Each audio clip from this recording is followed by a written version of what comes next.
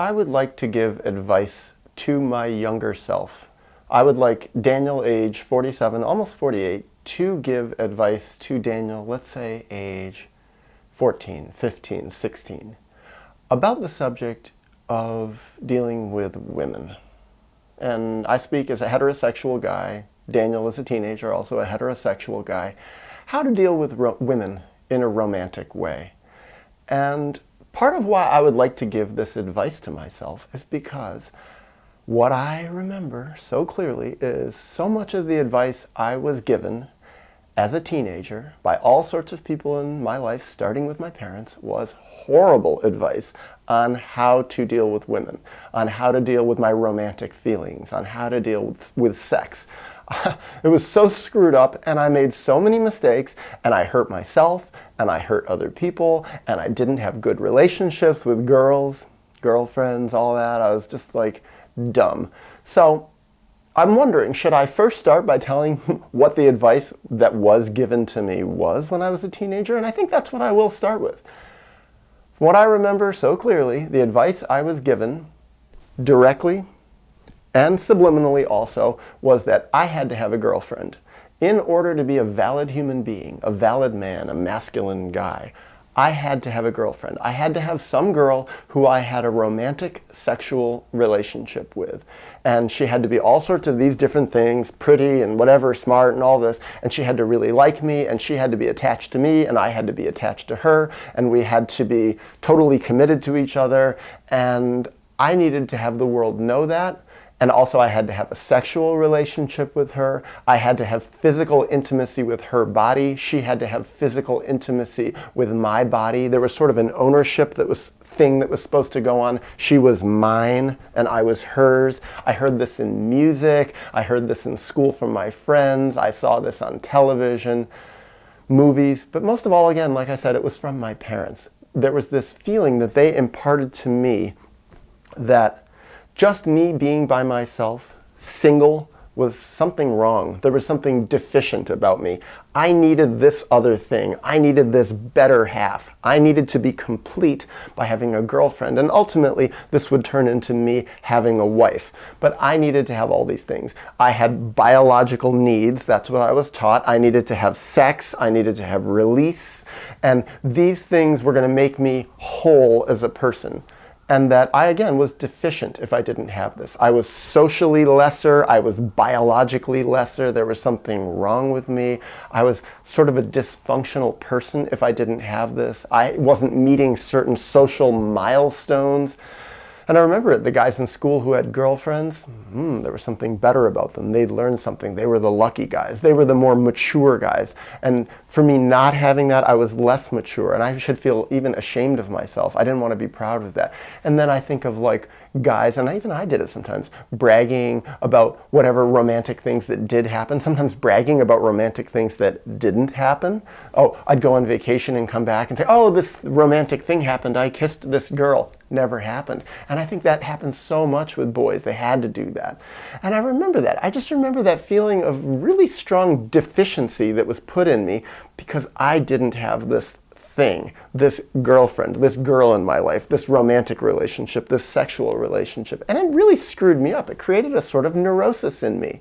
And what I think is across the boards, and certainly in my society, that is very, very common with boys. And now I'm not even going to say what it's like for girls. Girls have their own whole different thing going on where they have all these other rules that they have to play into and they have to live up to. But I'm just going to speak about my own experience. And I think, in hindsight, decades later, learned the hard way, learned a lot of these lessons really the hard way by making a lot of mistakes.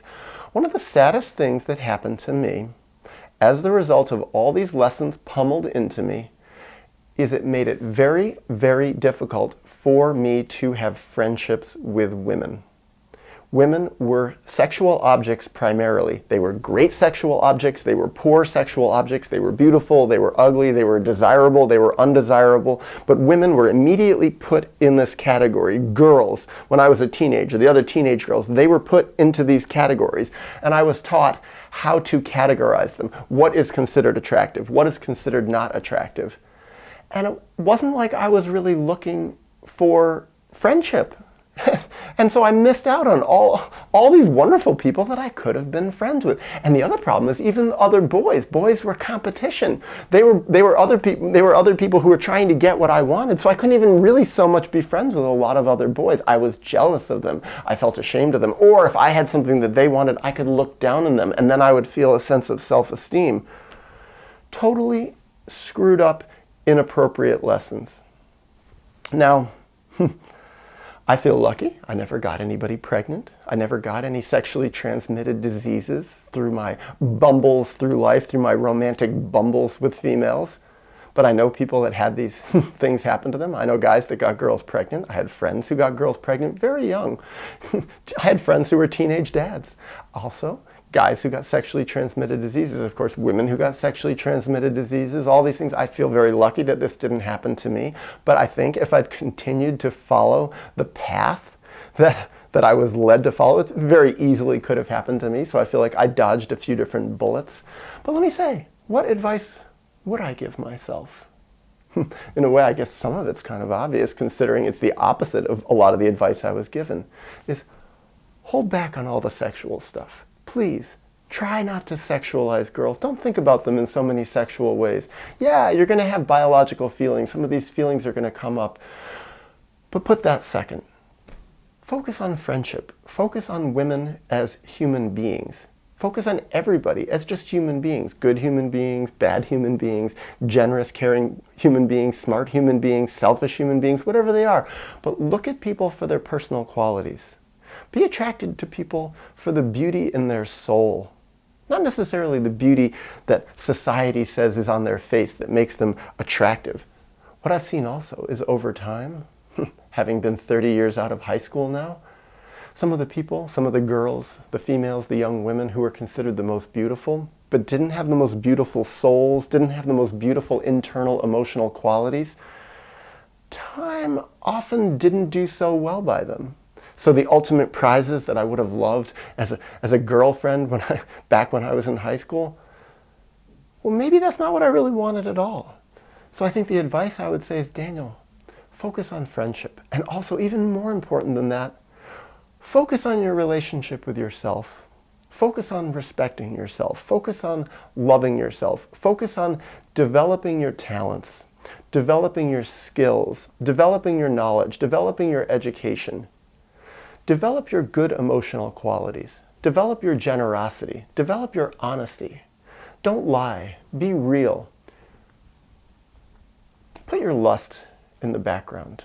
Don't let your lust lead the way. Don't feel pressured to ask out girls. Don't feel pressure to get drunk and hook up with girls. In fact, try to avoid all that. Try to avoid alcohol. Try to avoid drugs. Just be who you really are. You don't need all these different external things to change your perspective and change the way that you feel. Change your ability to overcome your insecurity. I certainly, starting at 16, I started using alcohol to overcome my insecurity with girls. I've heard alcohol referred to as liquid courage. Well, for me, it was surely that. Probably, I had a lot of romantic hookups between the ages of, 18 and 21, 22, quite a lot of them. Thankfully not, almost none of them developed into full sex, which is a good thing, even though at the time I thought it was a bad thing. But back then, yeah, a lot of kissing with different girls and stuff like that. And what came of all that? Almost none of those girls became my friends. In fact, afterward it was awkward. I feel like I misused myself. I feel like I misused them. I was embarrassed. I was ashamed. I had that thing about having the one night stand and then the next day just feeling like I wanted to do the walk of shame. I didn't want to look at the people I just had all this deep intimacy with. Basically, emotionally, I was not ready for that intimacy. So I think if I had been my own parent back then, I would say, Daniel, don't be afraid to be a virgin until you're 25. Don't be afraid to be a virgin until you're 30. Don't be afraid to be a virgin forever. It's not the end of the world. It's not a bad thing. In fact, in many ways, it's a good thing. Keep your purity.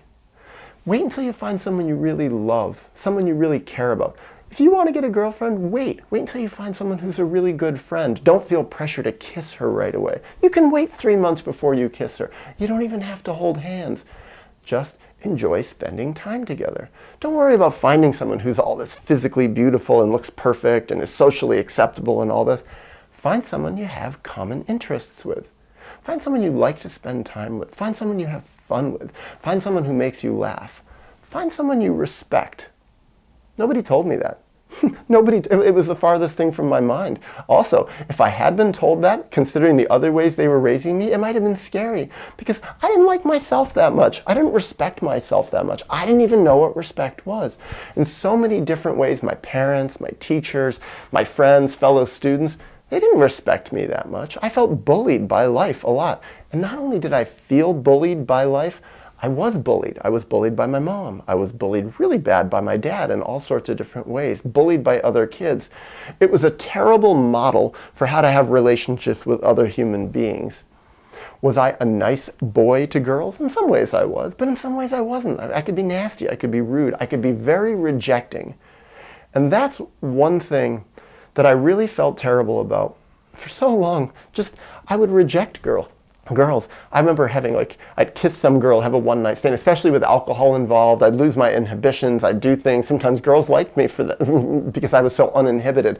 They'd kiss me. Well, the next day I wouldn't want to talk to them. And it's not that that's how I wanted to be. I just was overwhelmed emotionally. I wasn't emotionally ready. Or what had happened was I'd had too much physical intimacy with people who I had no emotional relationship with. We didn't have emotional closeness. We really weren't emotionally close. In fact, I didn't even know them. Many times I hooked up with girls.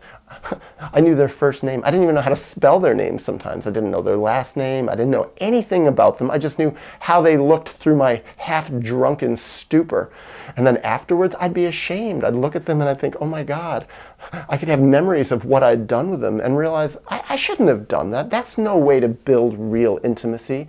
And yet, sexual hookups, sexual intimacy is called intimacy in our society. There wasn't even room for emotional intimacy. I didn't know how to develop it. Nobody told me, wait. Put sex second. Put kissing second. Put physical intimacy second. Build emotional intimacy. Don't feel pressure. Go off in the world. Learn how to have friendships with guys. I didn't even know how to have friendships with guys barely. I was competitive with my friends. People bullied me. I bullied them. It was like a big mess. So when I think about that, that is a lot of the advice I would have given to myself also. If I had been my own parent, I would have wanted to model this through my relationships. I would have wanted to model that in my relationship with a wife that I would have had, how to be respectful to her. I didn't see my dad be very respectful. He cheated on my mom. Well, guess what? My mom cheated on my dad. My mom was really nasty to my dad, but not to his face. Behind his back, she would cut him down, humiliate him, say mean things about him, put him down, even put psychological diagnoses on him. He's this and he's that. My dad, behind the scenes, he wasn't very nice about my mom. He would say nasty things and treat her bad and reject her. And this was the modeling I got. This is what I knew in terms of how male-female relationships really were. I didn't have much better modeling. Okay, I had some television shows that I watched, but those were fake. That's just actors playing parts. I remember the Brady Bunch. I think I've even heard the guy who was the dad, the big ultimate dad, Mike Brady. I think he was really gay in real life. He was just totally playing a part. And that's probably true with a lot of these guys. Well, so when I think also, what would I do? How would I model? If I was a parent for myself, what advice would I give? I wouldn't also ask my son anything about his sexual life. I would tell him stuff. How would I talk to him about masturbation? I'd say, I probably wouldn't say anything. I'd probably say, this is yours to explore and I'm going to stay out of this. Explore or not explore. You don't want to hurt other people. I would probably try to steer any child I have. I would try to steer myself away from pornography. I think it's not helpful at all. I think it sets all sorts of weird images up in a boy's mind. It sets up all sorts of weird expectations about what male-female relationships are supposed to be. It completely treats women as objects, and that I'm a subject and they're an object. Well, what's the problem with that? The problem for me with that is it's not an equal relationship. It's very hard to be friends with an object. An object is something you want to just take something from. Now, how would I give myself advice to treat women as subjects? Well, to look at them as equals, to look at females as just like a slightly different version of me. Because that's ultimately what I've discovered. Women are very similar to me. They think a little differently sometimes. Some guys think differently. But I think, yeah, there are some differences between males and females, and that's to be honored. That's to be respected. It's also something to learn from. And something that I think I feel the saddest about from when I was younger, and conversely, I feel the happiest about right now, is that I have developed friendships with women, non-sexual friendships. Sometimes there can be a little bit of energy there. I can't help it. That's biologically who I am, and sometimes that's who they are. But it doesn't mean that it manifests in anything sexual. And that, for me, is a wonderful gift, a privilege. And really, ultimately, to be friends with women, because overall, I think women are pretty awesome. They're pretty cool people. They're pretty cool beings. And for a man to be able to be friends with a woman is a gift for the man. I also think it's a gift for a woman. To respect a woman, to be a friend of a woman, to me is a real gift to give her. Whereas looking at her as an object and how can I use her body and how can I manipulate this situation, which is how I was taught, how can I manipulate this situation so something romantic can happen? I don't think that's a gift to give a woman. That's a lot of hidden motives, hidden agenda, and no wonder so many women cannot trust what comes out of the mouth of men. Because way back, the way I was raised, what I learned way back when, is what came out of my mouth wasn't honest so often. I really had agenda. And that's not saying that it's not the same in reverse, because what I learned so often way back when with girls is they weren't honest with me. They were trying to manipulate situations, trying to get certain things out of me because they were being raised by similar parents in the same kind of culture that raised me. I've even seen, there's a book. There's probably lots of books, but I remember reading it once upon a time. I think it was called The Rules, and it's 4 women, written by 2 women, all about how to hook a guy, how to get married, how to get a guy to be in a relationship, and all these different manipulative techniques that women can use to hook a guy. And I read that book, and I thought, this is horrible. This is really atrocious. The people who wrote this should be ashamed of themselves. On top of it, I don't know, but I really would speculate with a fair amount of confidence behind it, that the 2 women who wrote this book are not in happy relationships with men, because this is not a happy way to develop friendships, honesty, a deep, caring, respectful relationship with a man. And the reverse, all the things, all these different rules that men are taught, how to hook women, how to do this, by the 3rd date you should do this, by the 2nd date you should do this, how much can I expect from the 1st date, blah, blah, blah, blah, blah. And I'm talking all these different sexual things in a relationship and certain expectations, blah, blah, blah. This is the recipe for how to have a lot of emotional non-intimacy, a lot of distance, a lot of manipulation, a lot of not being able to trust what comes out of someone's mouth. So for me, I like the idea much better. What I say is who I am. What I say is a reflection of my heart, of my soul, how I feel. Yes, I think sometimes it may be valuable and okay to acknowledge romantic and sexual feelings. I'm not saying it's bad. I've had actually some wonderful romantic relationships in my life, but it wasn't really back then when I was younger. It's because I really was so screwed up. Lately, it's gotten better. A lot less sexual, often. Not that I'm not a sexual being. I have a biology. I still have youth in my body. I still have youth and sexual strength and energy. But I also have learned self-control. How to respect my body. How to respect these feelings. How to respect my sexual biology feelings. And I think a lot of guys are not taught that. Boys are not taught that. They're taught to do the opposite. And so for me, I would like to give myself that advice for way back when. How to use control, how to use patience, how to wait, how to put these feelings in the background, how to learn to acknowledge these feelings and not just push them down and bury them, but not have to act on them immediately. I don't have to act on every feeling I have.